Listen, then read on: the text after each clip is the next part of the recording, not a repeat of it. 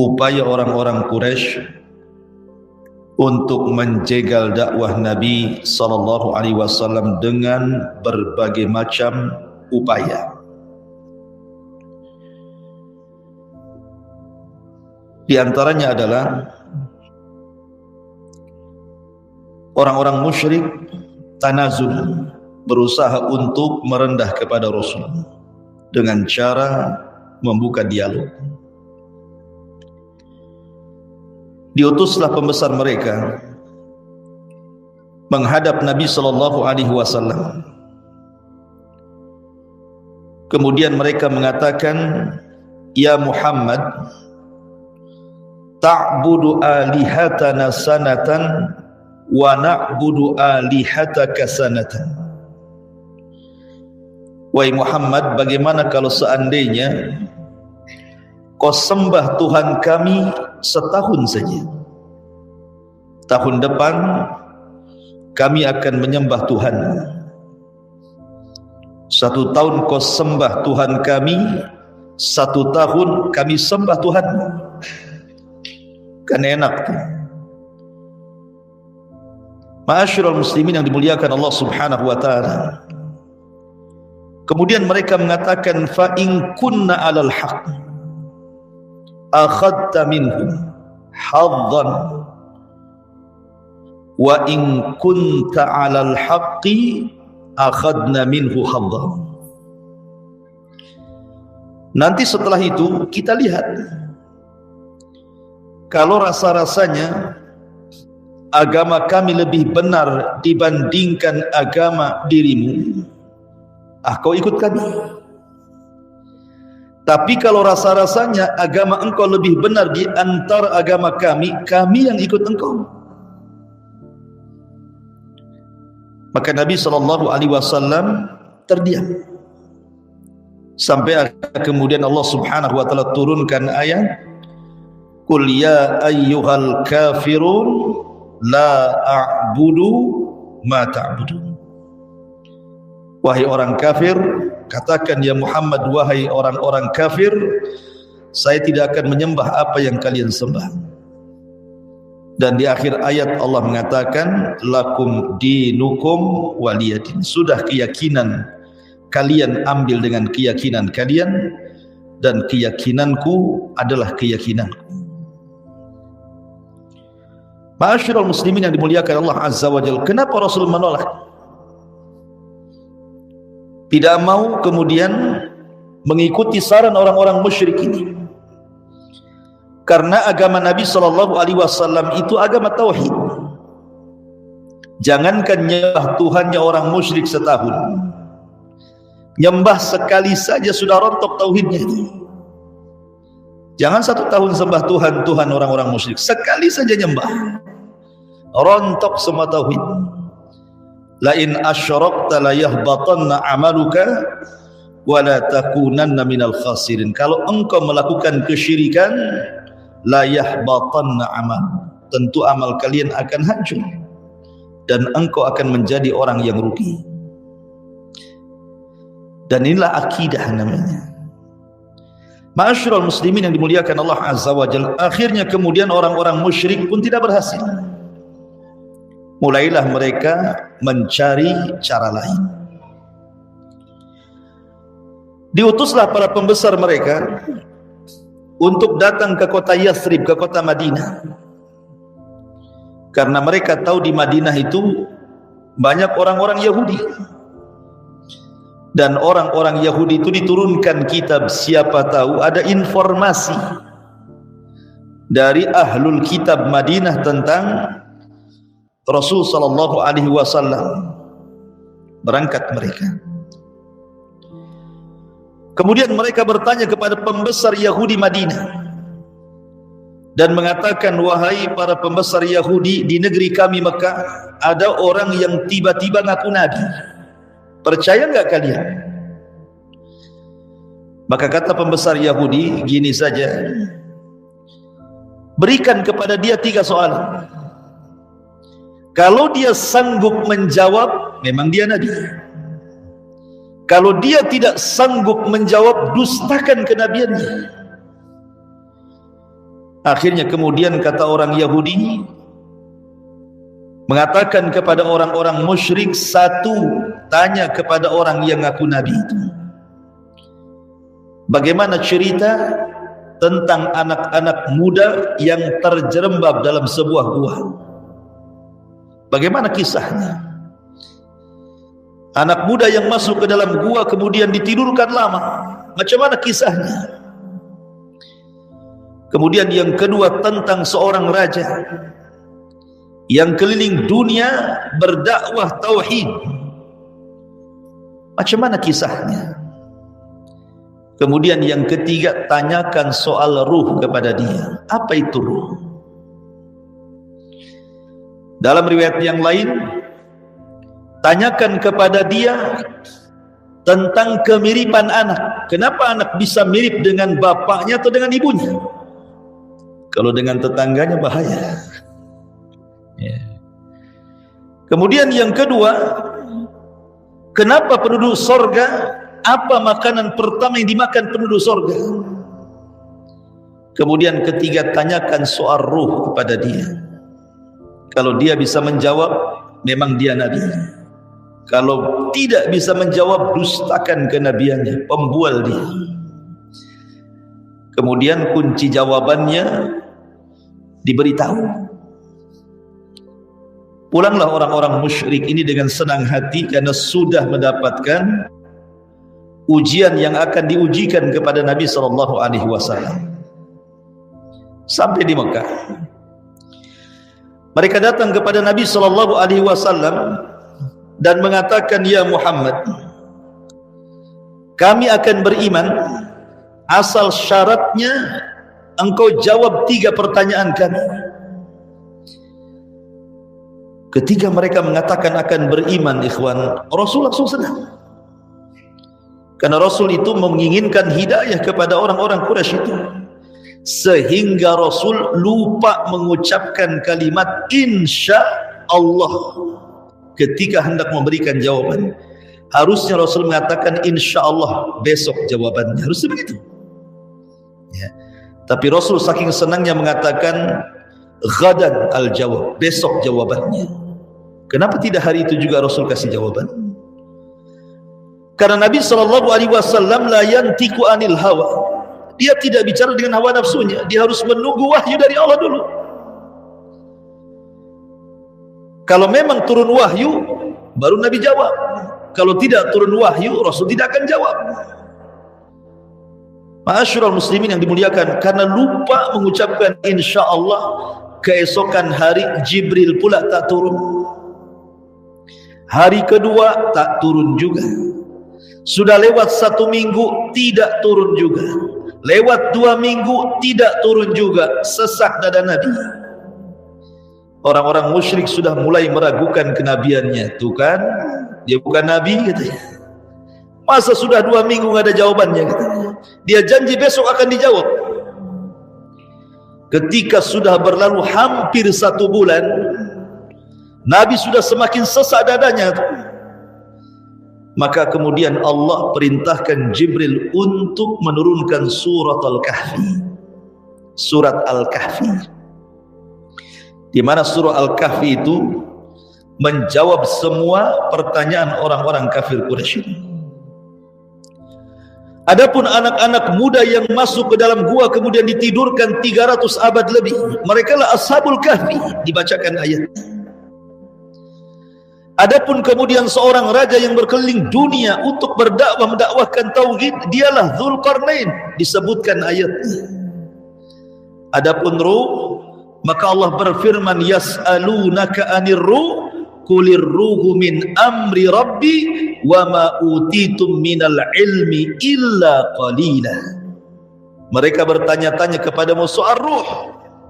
Katakan ruh itu urusan Rabbku, karena Allah tidak banyak memberikan ilmu kecuali sedikit kepada aku. Tidak tahu, itu urusan Allah. Dalam riwayat, adapun yang kalian tanyakan soal anak, kenapa pula mirip bapa dan ibunya? Maka Nabi SAW menjawab, tergantung hormon keduanya. Kalau sperma suami mengalahkan sperma istri, berarti akan mirip bapaknya. Kalau sperma istri mengalahkan suaminya, maka akan mirip ibunya. Ini kalau 50-50, alah mirip keduanya lah kan itu. Dari pusar ke atas mirip bapaknya, bisa saja kan itu. Ma'asyiral muslimin yang dimuliakan Allah Azza wa Jalla. Adapun soal penduduk surga, apa yang pertama kali dimakan penduduk surga? Kata Rasul, kabidil hut, hati ikan paus. Itulah makanan pertama kali penduduk surga masuk surga.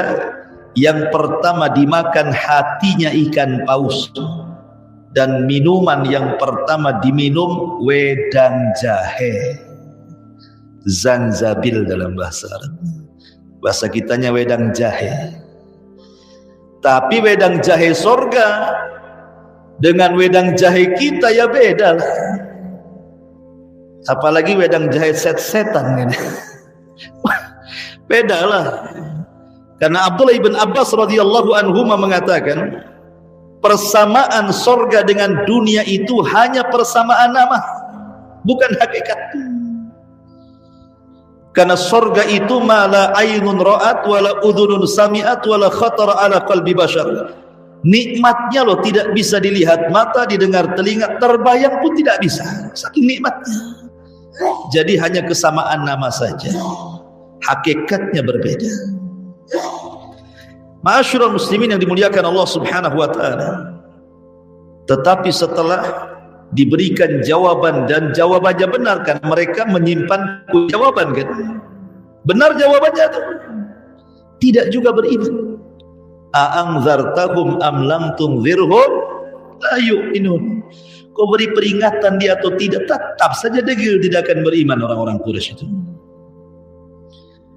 Gagallah mereka untuk mengatakan Nabi itu seorang pendusta. Ma'asyiral muslimin yang dimuliakan Allah Azza wa Jalla. Kedua, gagal. Mulailah kemudian mereka melakukan aksi ketiga. Nabi SAW apabila berdakwah kepada orang-orang musyrik, selalu mereka diancam oleh azab.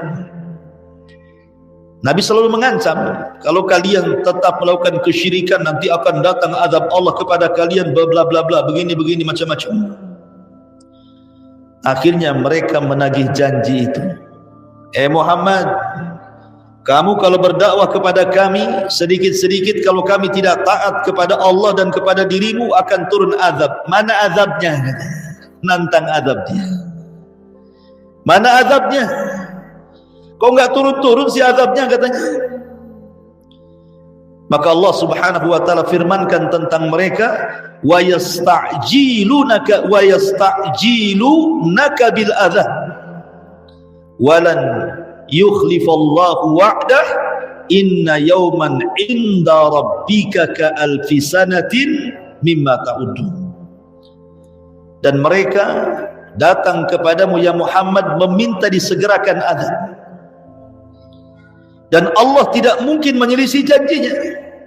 Dan satu hari kehidupan akhirat dibandingkan kehidupan dunia sama dengan 1000 tahun.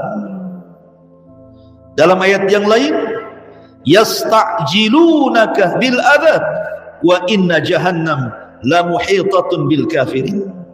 Mereka datang kepadamu meminta disegerakan azab, sesungguhnya jahanam akan meliputi orang-orang kafir.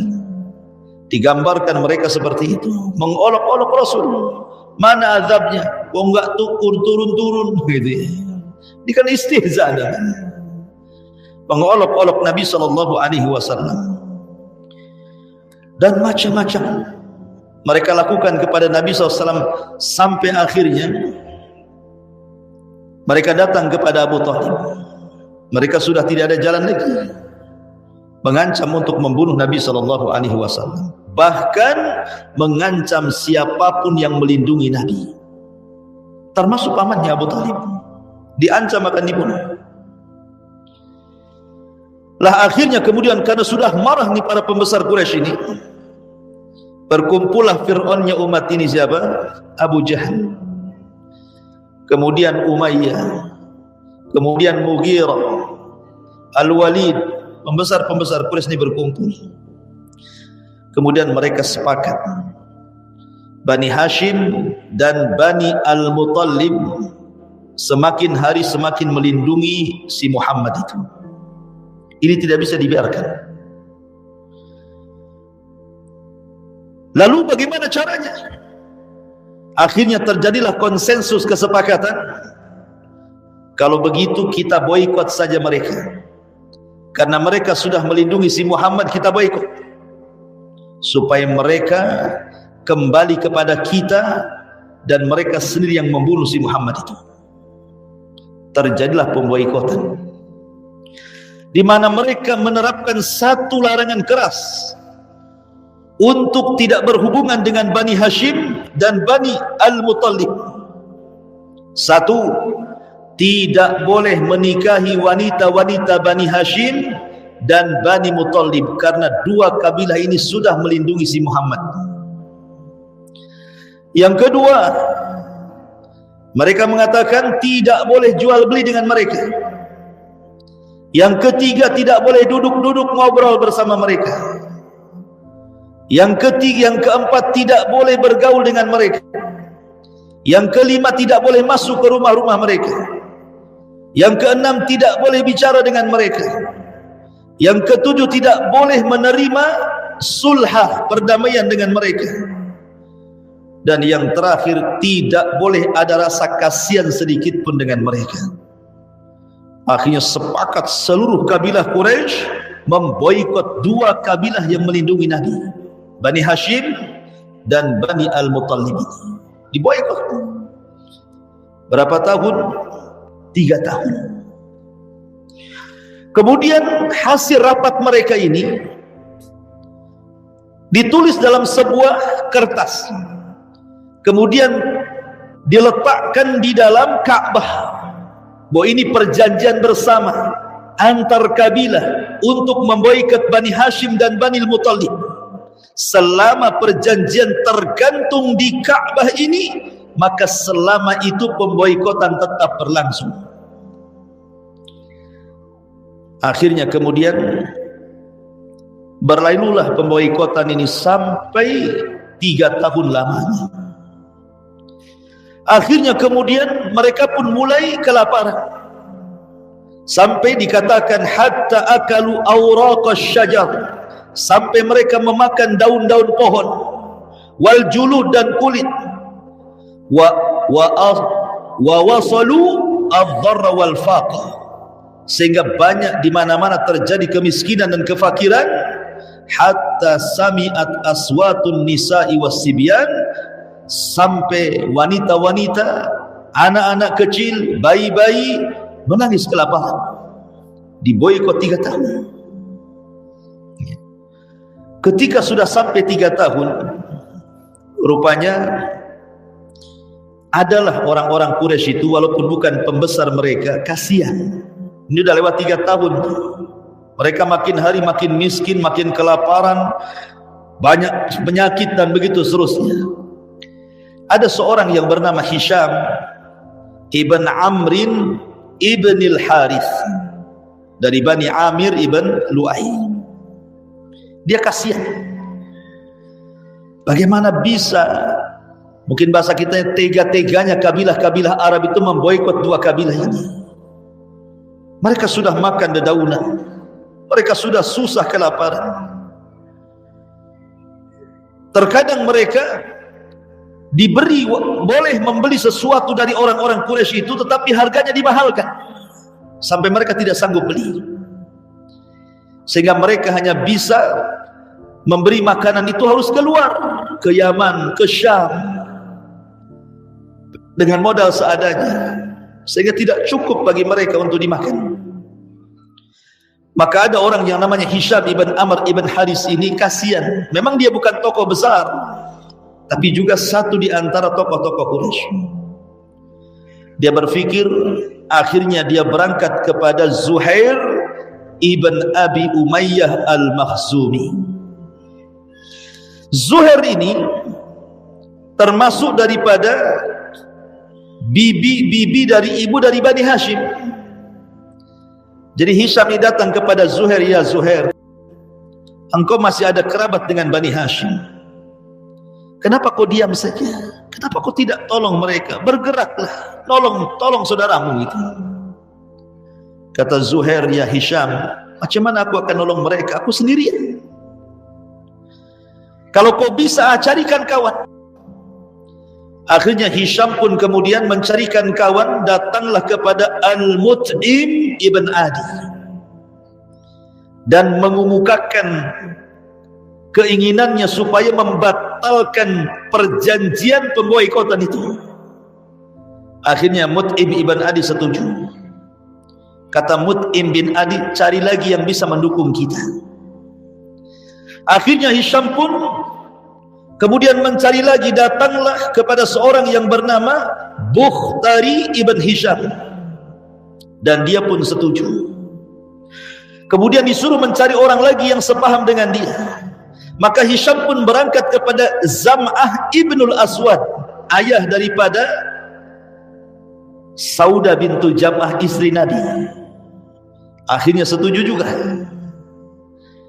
Kemudian terakhir datang kepada Suhaib Ibn Abi Umayyah, akhirnya setuju juga.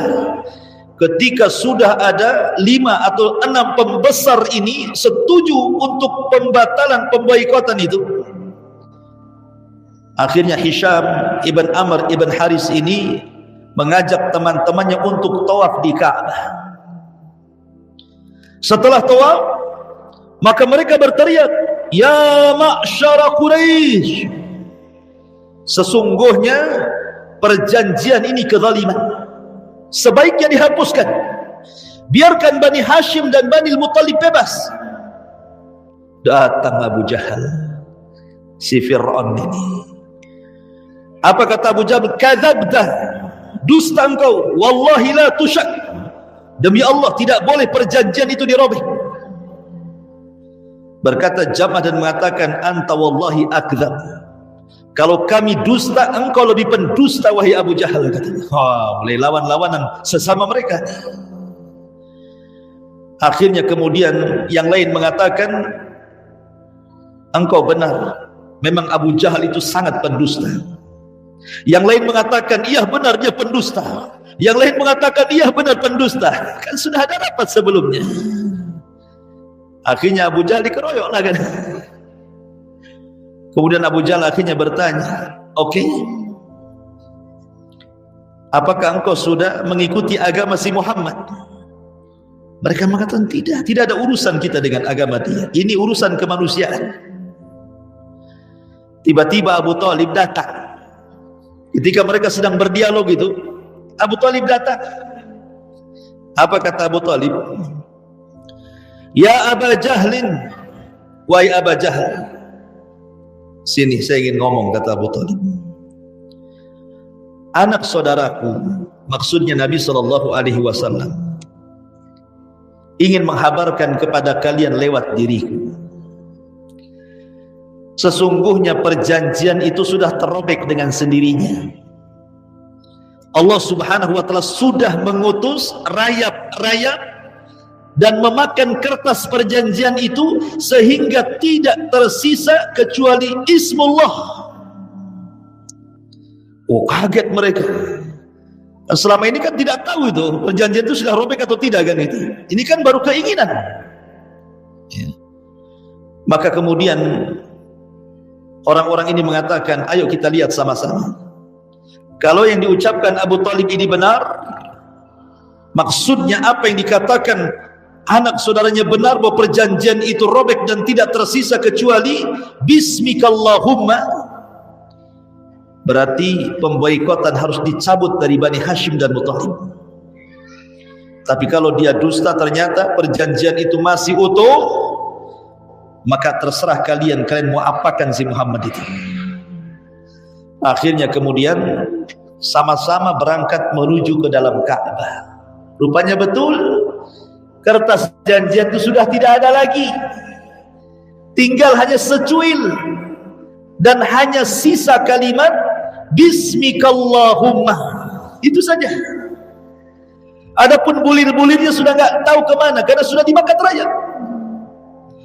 Artinya apa yang diucapkan Nabi itu menjadi sebuah kenyataan, ya, karena dia tidak berucap dengan hawa nafsu.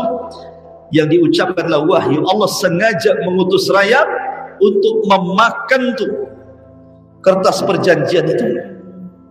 Akhirnya sejak itulah orang-orang Quraisy mencabut pemboikotan itu, sampai memboikot mereka. Lah karena lamanya pemboikotan ikhwan 3 tahun, sehingga Abu Talib pun selama itu mengalami sakit yang semakin hari semakin memarah. Dan kita tahu Abu Talib paman Rasul yang paling membela Nabi kan. Akhirnya Allah takdirkan Abu Talib pun sakaratul maut, meninggal dunia. Saat sakaratul maut Abu Talib, karena Nabi tahu bahwa tidak ada paman yang paling dicintai Rasul dan tidak ada paman yang paling mencintai Rasul kecuali Abu Talib. Dia tidak mau kematian Abu Talib sia-sia. Dia tidak mau kematian Abu Talib di atas kekafiran. Datang Nabi SAW saat Abu Talib sakaratul maut itu. Kemudian Rasul membisikkan di telinga Abu Talib dan mengatakan, ya Abu Talib, qul la ilaha illallah. Abu Talib tidak mau mengucapkan kalimat itu karena sibuk dengan kawannya Abu Jahal, Umayyah, Al-Mughirah, macam-macam di sampingnya, ikut bisik-bisik juga di telinga sebelahnya. Jadi mana satu yang didengar? Nabi membisikkan di telinga sebelah kanan, wahai pamanku, ucapkan la ilaha illallah. Dengan ucapan itu aku akan berhujjah dengan Allah, Allah selamatkan dirimu. Sebelah kiri Abu Jahal mengatakan, hei Abu Talib, apakah aku akan mengucapkan kalimat itu dan membenci agama nenek moyangmu Abdul Muttalib? Jangan kau ucapkan. Akhirnya Abu Talib sesekali memandang Rasul, sesekali memandang kawan-kawan seperjuangannya Abu Jahal, Umayyah. Akhirnya sampai ruh dicabut dari badan Abu Talib, Abu Talib tidak mengucapkan kalimat syahadat. Dari sini sepakat ahli sunnah, Abu Talib mati kafir. Kecuali orang Syiah mengatakan Abu Talib itu muslim. Loh kenapa dia tidak mengucapkan la ilaha illallah? Dia mengucap, cuma Nabi gak dengar. Orang Syiah. Kenapa? Karena seluruh imam-imam 12 Syiah itu turunan Abu Talib. Ali, Abu Talib, bapaknya kan, nikah dengan Fatimah, lahir Hasan Husain. Dari Hasan lahirlah Hasan Al-Musanna dan Zaid. Dari Husain yang sisa anaknya Zainul Abidin. Dari Zainul Abidin terus sampai kepada Muhammad Hasan Al-Ashkari. Turunan Syiah itu yang paling diutamakan dari Husain jalurnya. Ya, makanya mereka mengatakan Imam Mahdi itu jalur Husain, sementara kita ahli sunnah jalurnya Hasan. Ya. Ma'asyiral muslimin yang dimuliakan Allah Subhanahu wa taala, maka kita katakan sebagai ahli sunnah, Abu Talib mati kafir. Ketika Abu Talib mati kafir, Nabi sedih, ikhwan. Kesedihan Nabi SAW sampai akhirnya Rasul terus memunajat kepada Allah, la astaghfiranna lak ma lam unha ank. Wahai pamanku, aku akan terus meminta ampun untukmu selama Allah tidak melarang. Selama Allah tidak melarang, aku akan terus mintakan ampun kepadamu agar Allah hapus dosa-dosa. Tetapi apa yang terjadi? Permintaan Rasul ditolak. Turunlah ayat Al-Quran, ma kana lin nabi walladzina amanu an yastaghfiru lil musyrikina walau kanu ulil qurba min ba'di ma tabayyana lahum annahum ashabul jahim. Turun ayat ini. Tidak boleh bagi Nabi, orang-orang yang beriman, memintakan ampun akan dosa orang-orang musyrik walaupun kerabat dekatnya, setelah jelas kepada mereka bahwa mereka termasuk penghuni jahanam. Tak boleh. Kalau ada kerabat antum meninggal dan agamanya musyrik, tidak boleh kita minta ampun untuk dia, walaupun dia orang tua sendiri. Kalau mati musyrik, mati kafir, tidak boleh. Lah ketika itu Abbas ibn Abdul Muttalib, Abbas itu datang kepada Rasul. Abbas saudara Abu Talib. Ya Rasulullah, bukankah perjuangan Abu Talib sudah banyak memperjuangkan Islam dan membela dirinya? Akankah perjuangan Abu Talib selama hidupnya membela agamamu bermanfaat untuk dia di akhirat? Kata Rasul sallallahu alaihi wasallam, Abu Talib fi dhahzahim minan nar, laula ana lakana fi darkil asfali minan nar. Ya Abbas, sebenarnya Abu Talib itu dipindah oleh Allah nerakanya, yang tadinya dia digulung neraka oleh ombak neraka. Kalau bukan karena diriku, tentu Abu Talib akan berada di intip neraka yang paling dalam. Tetapi aku meminta Allah agar diringankan azabnya, maka Abu Talib diletakkan di neraka yang paling dangkal, hanya satu setara dengan mata kakinya saja. Nerakanya itu sampai mata kakinya saja, tapi itu cukup untuk mendidihkan kepalanya. Satunya dapat syafaat orang kafir hanya Abu Talib. Makanya Rasul mengatakan, kalau bukan karena diriku, tentu dia sudah masuk ke neraka dan menempati intip neraka yang paling dalam. Ma'asyiral muslimin yang dimuliakan Allah Azza wa Jalla, rupanya di tahun yang sama kesedihan Nabi sallallahu alaihi wasallam rupanya ditambah oleh Allah dengan kematian Khadijah. Pamannya meninggal, istri pula meninggal. Ini penderitaan Rasul yang luar biasa, karena dua manusia ini yang selama ini memperjuangkan dakwah Nabi. Abu Talib dengan jabatannya sebagai pemimpin Arab, dan Khadijah dengan hartanya. Kalau harta dan jabatan ini bermain untuk dakwah kepada Allah, pasti dakwah itu akan lancar. Didukung oleh pejabat, didukung orang kaya, lancar dakwah itu. Tapi kalau pejabatnya tidak dukung, orang kayanya tidak dukung, stres dakwah itu. Jangankan antum, Nabi sampai-sampai ketika meninggalnya Abu Talib dan Khadijah tidak ada tameng lagi. Orang-orang Quraisy sudah mulai berani kurang ajar dengan Nabi SAW, menghina dengan hinaan yang lebih pedas lagi, berani menyiksa para sahabat, mengolok-olok, bahkan sampai ada niat untuk menyakiti dan membunuhnya. Dari sini Nabi SAW sudah tidak ada lagi i'tikad untuk mengembangkan dakwah di Mekah lagi. Kayaknya sudah nggak bisa ini. Dengan meninggalnya Abu Talib dan Khadijah ini menyempitkan dakwah Rasul di Mekah. Kayaknya harus cari areal baru nih. Akhirnya Nabi SAW terpikirkan untuk mencari areal baru. Berangkatlah Rasul ke mana? Ke Taif. Karena penduduk Mekah ini sudah mulai ngancam-ngancam sampai membunuh. Sementara Rasul masih lemah, para sahabat juga masih lemah, mereka berusaha menyembunyikan keimanan. Berangkatlah Rasul dengan pembantunya atau budaknya Zaid ibn Harithah. Berangkat ke mana? Ke Taif. Sampai di Taif, pertama yang ditemui adalah 3 pembesar Taif, dan 3-tiganya adalah bersaudara.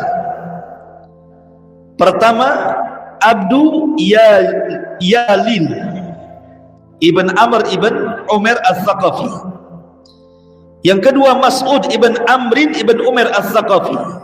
Yang ketiga, Hubaib atau Habib ibn Amrin ibn Umar al-Thaqafi. Rasul datang nih ketiga orang ini. Tapi apa jawabannya? Ketika Rasul mengatakan, saya Nabi, saya Rasul, masuklah kau ke agama Tauhid, tinggalkan sesembahan selain daripada Allah Azza wa Jalla.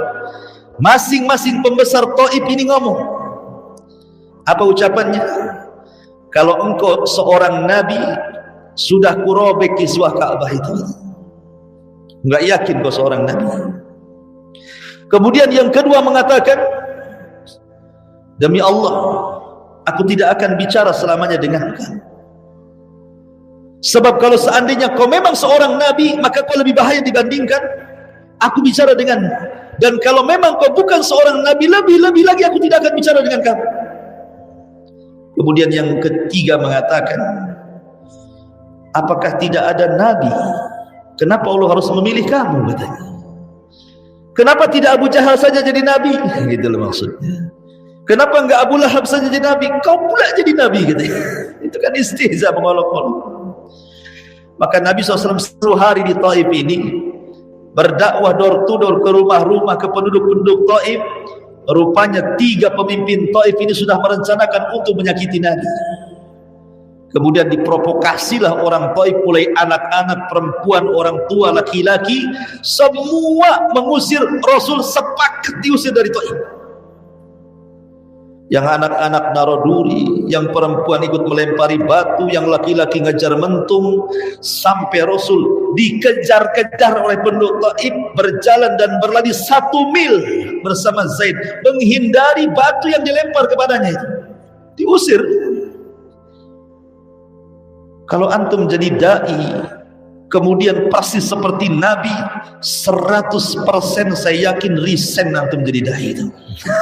Resign enggak? Langsung resign jadi dai antum. Antum dakwah ke pulau, tiba-tiba orang pulau sudah pegang batu tuh.